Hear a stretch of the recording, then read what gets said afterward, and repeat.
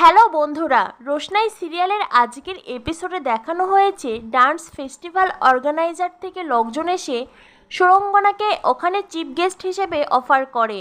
সুরঙ্গনা প্রথমে আপত্তি জানায়। সুরঙ্গনা বলে, অন্তত আমাকে 6 মাস আগে থেকে ইনফর্ম করা উচিত, আর সেইটা না হলে আমি হুটহাট করে কোনো অনুষ্ঠানে যাই না, চিফ গেস্ট হলেও নয়। তখনই সুরঙ্গনার স্বামী নীলাঞ্জ বলে, সুরঙ্গনা তুমি এখানকার মেয়ে, এটা তোমার জন্মস্থান, আর সবার জন্য যেই নিয়মটা খাটে এদের জন্য নিশ্চয়ই সেই নিয়মটা খাটে না। সকলেই সুরঙ্গনাকে অনুরোধ করে, তাই সুরঙ্গনা ডান্স কম্পিটিশনে চিফ গেস্ট হিসেবে যেতে রাজি হয়ে যায়। এরপরে অর্গানাইজারের লোকজন বলে, আপনার মেয়ে গরিমা শুনেছি অনেক সুন্দর নাচ করে, ওকে এই কম্পিটিশনে নাম লেখালে হয় না?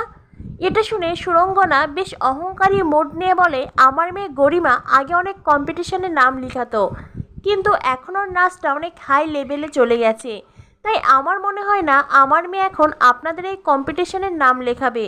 আর ও যদি নাম লেখায় তাহলে তো সব পুরস্কার ও একাই পাবে, বাকিরা আর কেউ কিছুই পাবে না। তখনই ওখানে গরিমা চলে আসে। সকলে গরিমাকে ডান্স কম্পিটিশনের কথা বললে গরিমা যেতে রাজি হয়ে যায়। সকলে বেশ খুশি হয়। এদিকে দেখা যায় রোশনাইকে তার মা অনেক মেরেছে, তাই খাবার নিয়ে এসেছে রোশনাইয়ের জন্য। রোশনাই বলে, মা আমি এখন খাবো না, আমার খেতে ইচ্ছে করছে না। রোশনাইয়ের মা বলেন, সকাল থেকে এতটা কাজ করেছি, তুই তো জানিস তুই না খেলে আমিও কিচ্ছু খেতে পারি না।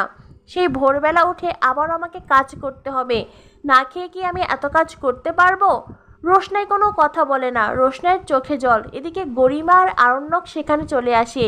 গরিমা বলে, সুদর্শনা মাসি এই দেখো আমি ঔষধ নিয়ে এসেছি, তুমি এই ঔষধটা রোশনাইকে লাগিয়ে দাও। সুদর্শনা বলে, গরিমা তোমাকে অনেক অনেক ধন্যবাদ, কিন্তু তুমি এই ঔষধ এনেছো জানলে তোমার মামা খুব রাগ করবেন। গরিমা বলে, কেউ কিচ্ছু জানবে না মাসি, এই ঔষধ তোমাদের জামাই নিজেকে কিনে নিয়ে এসেছে, তাই কেউ কিচ্ছু জানবে না, তুমি এটা রোশনাইকে লাগিয়ে দাও। রোশনাই বলে, আমার লাগবে না কোনো ওষুধ। সুদর্শনা বলে, ও তোমাদেরকে বলেনি, আমার ওপর খুব রেগে আছে তো মেরেছি, তাই আমাকে বলছে।